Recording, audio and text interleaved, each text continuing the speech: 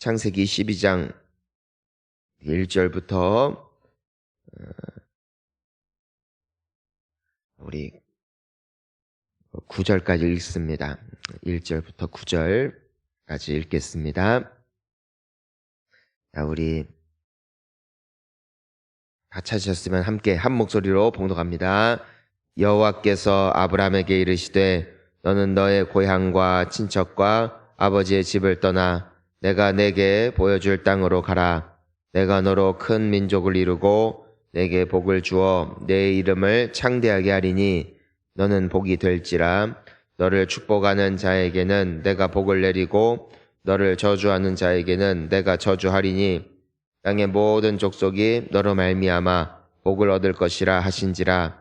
이에 아브라함이 여호와의 말씀을 따라갔고 롯도 그와 함께 갔으며 아브라함이 하란을 떠날 때에 75세였더라. 아브라함이 그의 아내 사레와 조카 롯과 하란에서 모은 모든 소유와 얻은 사람들을 이끌고 가나안 땅으로 가려고 떠나서 마침내 가나안 땅에 들어갔더라. 아브라함이 그 땅을 지나 세겜 땅 모래 상수리 나무에 이르니 그때에 가나안 사람이 그 땅에 거주하였더라. 여호와께서 아브라함에게 나타나 이르시되 내가 이 땅을 내 자손에게 주리라 하신지라. 자기에게 나타나신 여호와께 그가 그곳에서 제단을 쌓고 거기서 베델 동쪽 산으로 옮겨 장막을 치니 서쪽은 베델이요 동쪽은 아이라. 그가 그곳에서 여호와께 제단을 쌓고 여호와의 이름을 부르더니 점점 남방으로 옮겨갔더라. 아멘. 자, 할렐루야. 자, 우리가 지난 주 금요일 날 함께 나눈 것처럼 아브라함은 노아의 세 아들 중에 셋의 후손입니다. 셋. 이제는 노아의 세 아들 이름이 셈과 함과 야벳인데 그 중에 이제 셈의 후손입니다.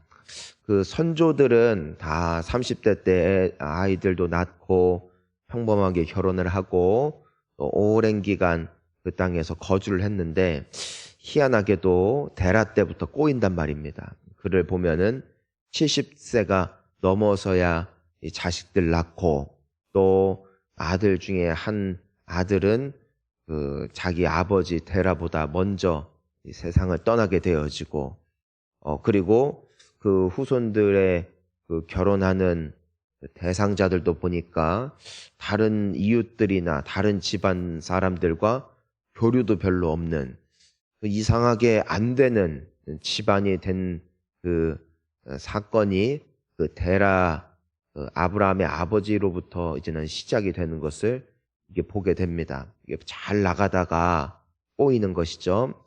그래서 오죽하면은 그 오랜 기간 선조 그 조상들 때부터 거주했던 갈대아인의 우르라는 땅을 떠나서 이제 하란이라는 곳으로 이주를 하게 되어지죠.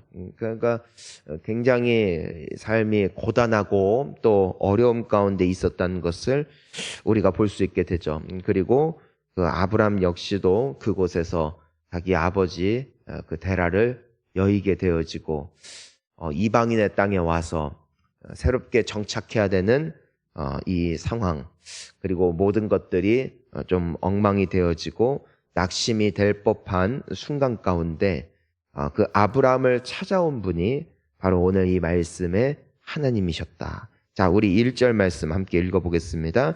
여호와께서 아브라함에게 이르시되 너는 너의 고향과 친척과 아버지의 집을 떠나 내가 내게 보여줄 땅으로 가라. 그러니까 하나님께서 아브라함에게 말씀하시고 아브라함의 마음 가운데 찾아오시던 때가 언제였는가? 인생의 가장 깊은 절망 가운데 있을 때 하나님께서 아브라함을 찾아오셨다. 어느 누구도 이제 이 가문을 눈여겨보지 않아요. 어느 누구도 이 가문에 소망이 없어요. 왜냐하면 또 특히나 아브라함과 사레 사이에는 여전히 자녀가 없었고 70이 넘었는데 무슨 소망이 있었겠습니까? 하지만 마지막까지 그 마지막의 순간에 아브라함을 찾아온 분은 한 분, 오직 하나님이셨다.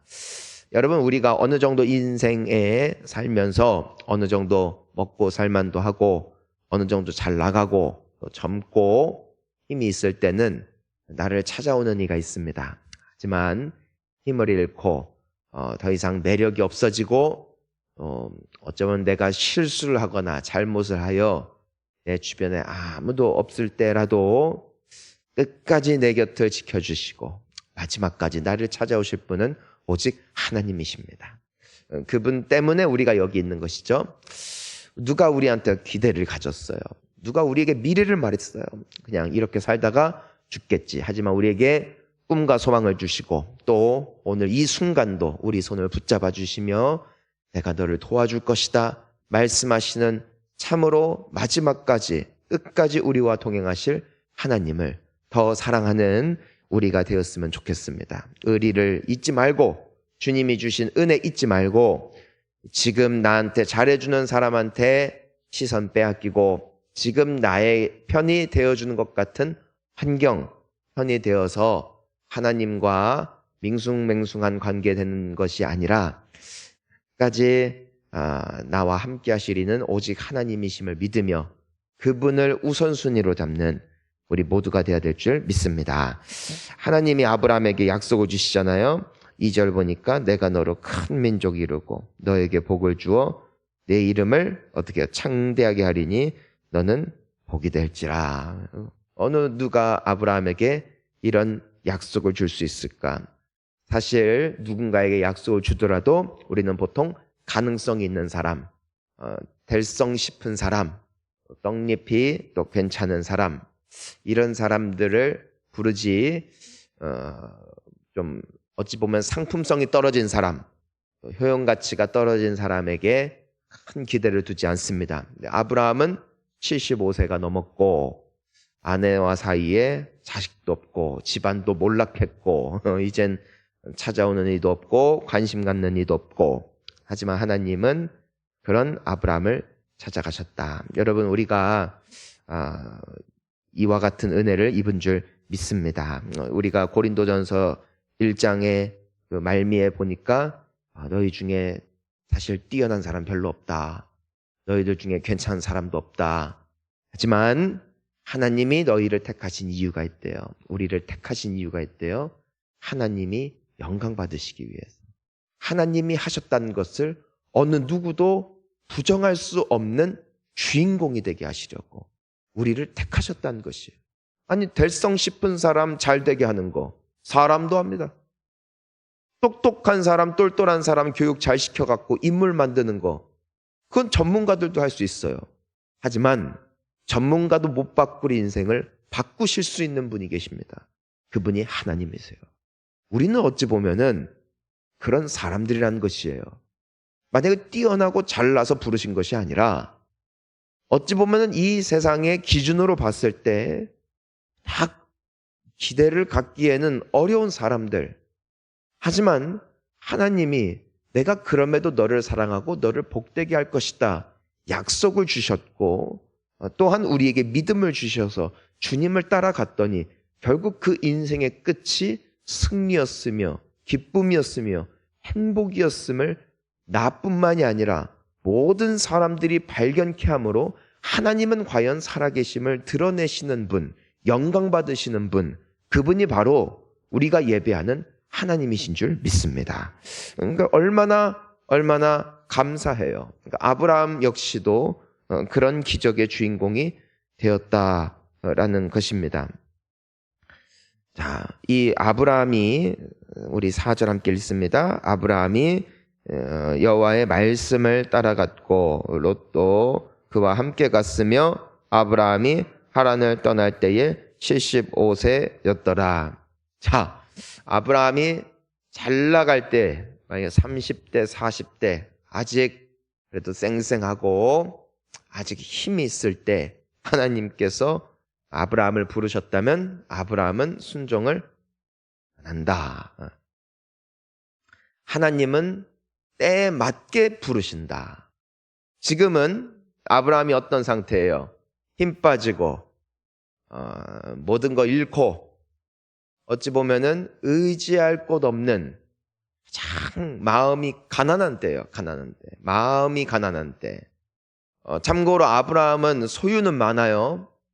돈은 많은 사람이에요. 그런데 인생의 모든 게 무너졌어요. 마음이 심령이 가난해요.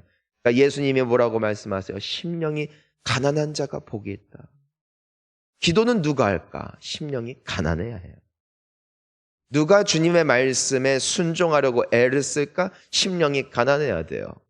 너무 행복하고 모든 게 완벽하고 다 건강하고 다 힘이 있고 물질도 있고 풍요롭고 기도 제목이 없어져요. 그러면 심령이 부해져요.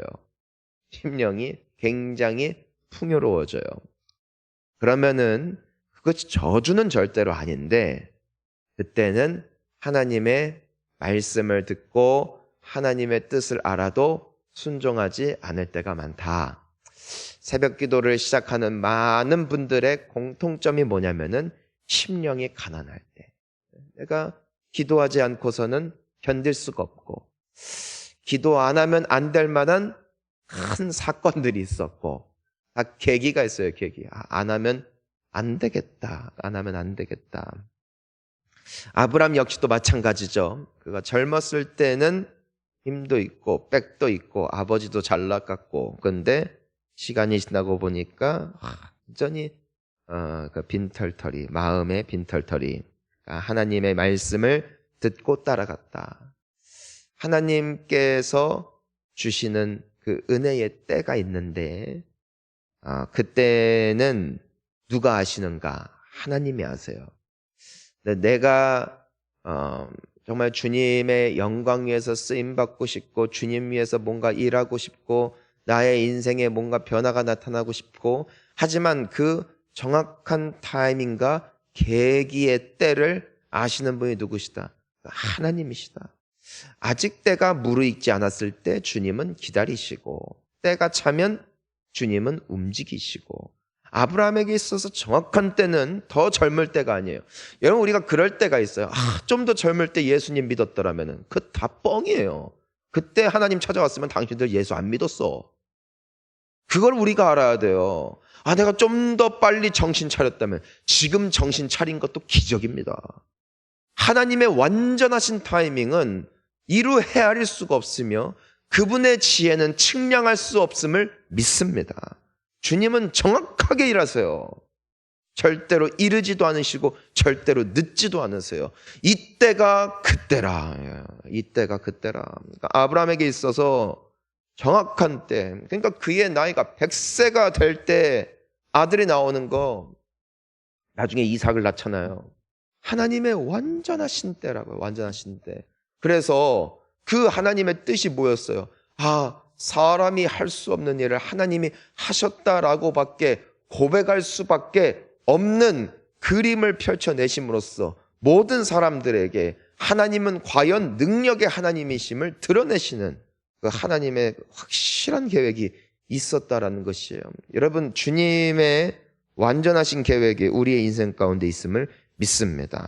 그러니까 우리가 지금 새벽에 나와서 기도도 하고 또 차량 운행도 하고 어느 정도 그 정도 때가 되니까 주님께서 일하시는 것이지 사람이 그것을 헤아릴 수가 없다. 하나님을 믿으시기를 축원합니다. 늦는 게 아니에요. 때를 기다리실 분이에요. 여러분 걱정하지 마세요. 어차피 인생 주인공은 내가 아니거든요. 하나님이 주인공이세요.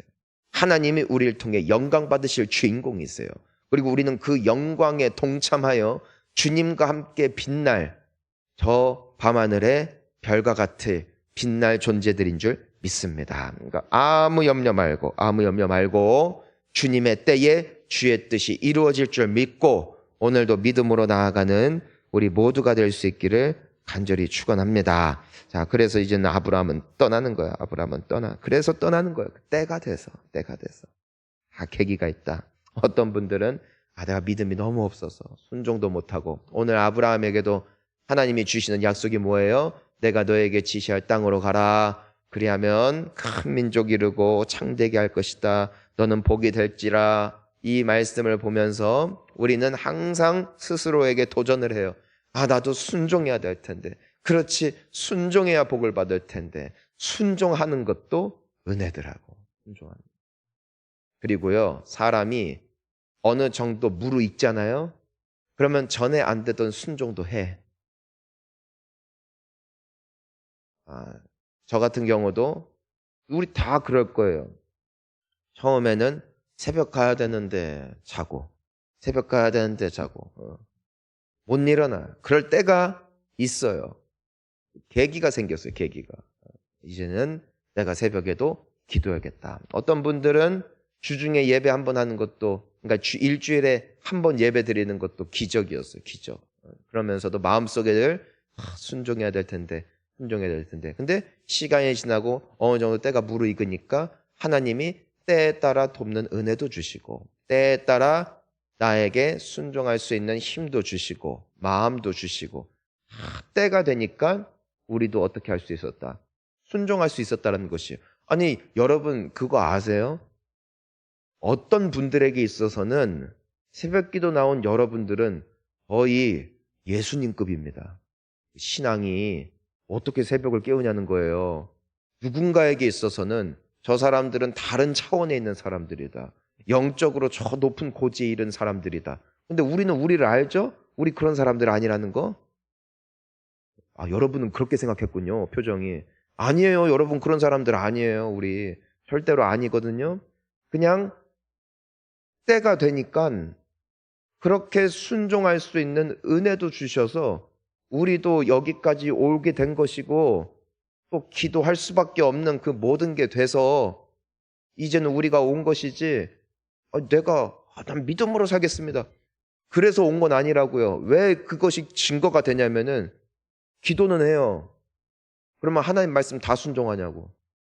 100%다 순종하냐고. 그건 아니에요. 그냥 여러 가지 중에 요거 하나 하고 있는 거고, 또 몇 견 하고 있겠죠. 참 재미있는 거는 하나의 말씀을 그러니까 순종해야지 한다고 되는 것도 아니에요. 때가 되면 순종할 힘도 주시고, 때가 되면 순종할 수 있는 말씀을 주셔서 나로 하여금 한 걸음 더 나아가게 하시고. 자, 아브라함이 오늘은 떠났어요. 그럼 이 사람은 하나님의 말씀을 완전하게 다 지켰는가? 오늘 보면은 우리가 이 6절을 보니까 아브라함이 그 가나안 땅에 갔는데 그 땅을 지나 세겜 땅 모래 상수리 나무에 이르니 거기 가나안 사람이 거주하죠. 근데 여호와께서 7절에 뭐라고 말씀하세요? 아브라함에게 나타나 이르시되 뭐라고 말씀하세요? 내가 이 땅을 내 자손에게 주리라 하신지라. 그래서 이제는 아브라함이 거기서 제단도 쌓고 거기서 하나님 앞에 예배를 드리고 또 8절에서 여호와의 이름을 불렀대요. 그러니까 여기까지만 보면 아브라함의 순종은 완벽해. 9절을 보니까 뭐라고 쓰였어요? 점점 남방으로 옮겨갔더라. 무슨 뜻이에요? 하나님이 주시기로 한 땅이 지 눈에 차 안 차? 안 차요. 그러니까 쭉 내려온 거란 말이에요. 북쪽에서 남쪽으로. 여기는 빨리 지나가야지 했는데 하나님이 멈춰 여기야 그랬어요. 마음에 안 들어서 지나가려고 했는데 멈춰 여기야 하신 거예요. 그러니까 아브라함이 처음에는 아유 주님 그렇군요 감사합니다 했다가 점점 남방으로 옮겨가고, 오늘 우리가 읽진 않았지만 10절에 보면은 그 땅에 또 기근이 들었대요. 그래서 아브라함이 애굽에 거주하려고 글로 내려갔대요. 하나님이 주시기로 한 땅은 가나안이에요. 하나님이 주기로 하신 땅은 세겜 땅 모래 상수리 나무에 있는 그 땅이라고요. 근데 기근이 들었다고, 환경이 변했다고 해서 그 땅을 떠나 계속 내려가는 거예요. 어디까지? 애굽이 있는 곳까지 내려가는 거예요. 자, 떠난 건 믿음으로 순종한 거였어요. 하지만 여전히 그에게는 무엇도 있어요. 믿음의 약함으로 말미암아 불순종도 있더라는 것이에요.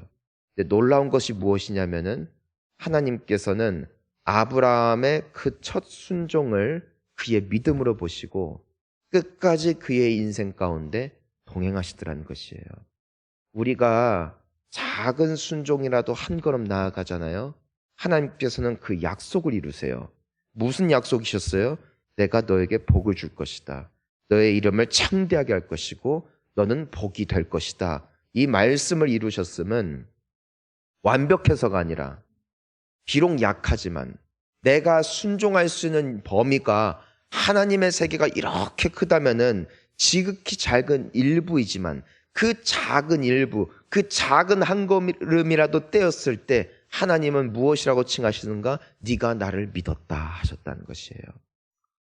사랑하는 성도님 여러분, 우리의 부족함을 보는 것이 아니라 지금 이만큼이라도 순종할 수 있는 은혜 주심에 감사하며 지금 내가 감당할 수 있는 만큼 주님 말씀 따라가며 살아갈 때에 결국 주님의 완전하신 뜻과 계획의 성취를 우리도 보게 되어질 줄 믿습니다. 오버하지 마시고 은혜 주시는 만큼, 아멘. 자, 따라하겠습니다. 은혜 주시는 만큼 순종하겠습니다. 거기까지만 가면 되는 거예요.